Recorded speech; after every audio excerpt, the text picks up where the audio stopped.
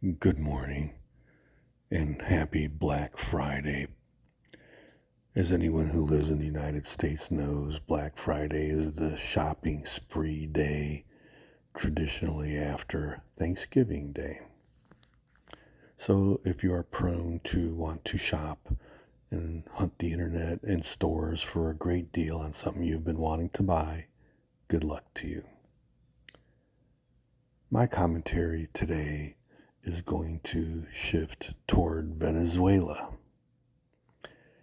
Apparently, the U.S. has a hard-on for Venezuela, and one can dissect the reasons why. It could be because they have a lot of oil and we've always wanted to control it because there's a lot of money to be made there by international oil corporations. That's always one thing.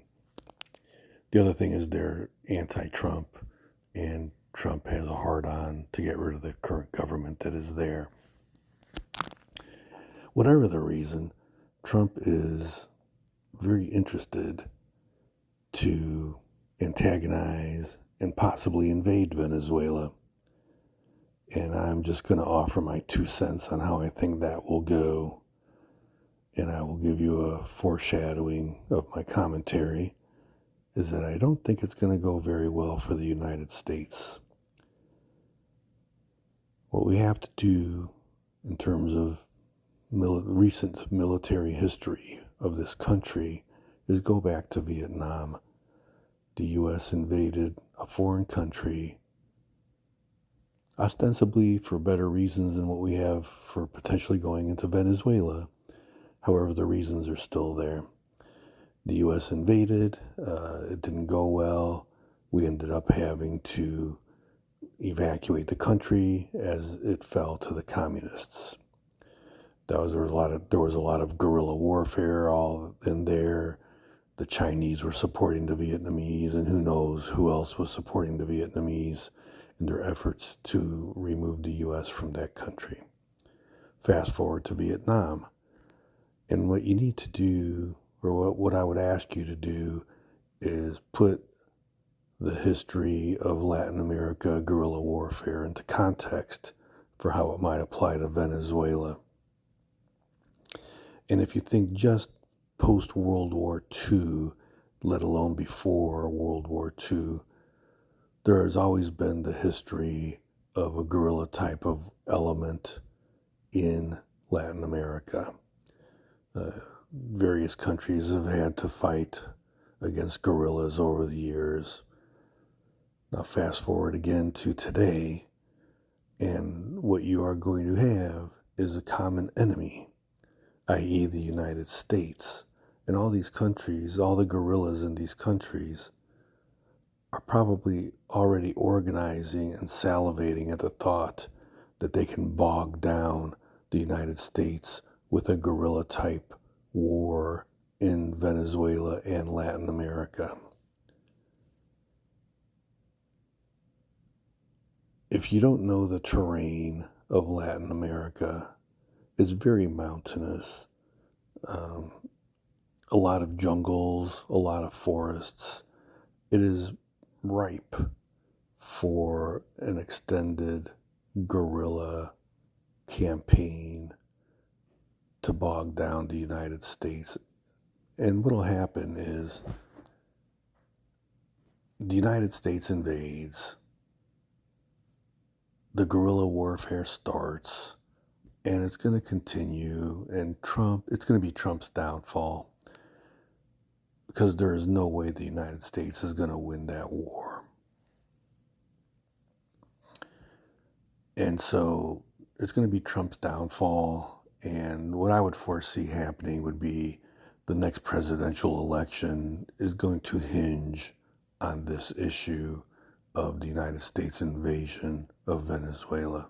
Number one, whether it was even legal in the first place, whether the rationale for it is justified by the international courts, let alone whether it's popular and it can be completed quickly. I mean, look at what happened in Ukraine with the Russians. The Russians very naively thought, well, we're this great superpower. We'll go in there. We'll take over Ukraine in 3 days.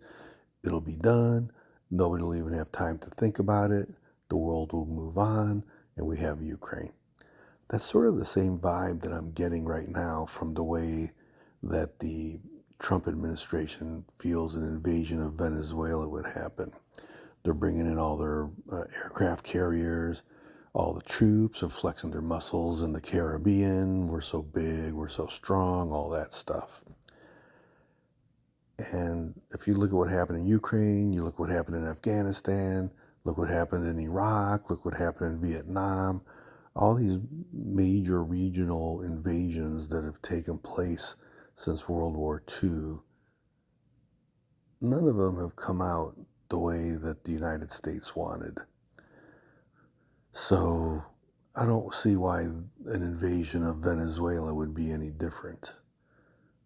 I think the people who are considering this option are delusional.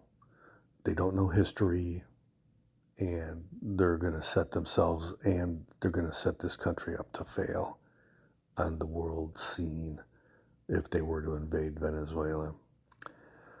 So, projecting out to the next presidential election, and let's say that the United States does invade Venezuela, let's say that what I'm saying is correct, they get bogged down in a guerrilla warfare there, all the guerrillas in all of Latin America are going to coalesce around the rallying cry of fuck the United States. It's not unrealistic to think that's going to happen, right? And they draw out the warfare until the next presidential election, at which time it's going to, that election, one of the major issues will be, what are you going to do about the Venezuela war? And of course, the Democrat candidate says we're going to end it immediately. The Republicans, who knows what they would say. Send more troops. We need more people. I really don't know what the logic or what the plan would be here. So if the Democrats get elected, then I would hope and expect that the very first thing they do is cease fire, withdraw their troops, maybe set the country up for set up Venezuela for elections. But I mean, by that time, the guerrillas will have infiltrated so much, the U.S. is going to have ruined any possibility of having a stable government there. And who even knows how much this will spread across Latin America. You know, it could be tinder to start the fire to have all governments overthrown down there. I mean, it just depends on how much the guerrillas would coalesce around the common cause, and it would be a popular uprising against the United States, especially after the way that the Trump administration has treated Latin America.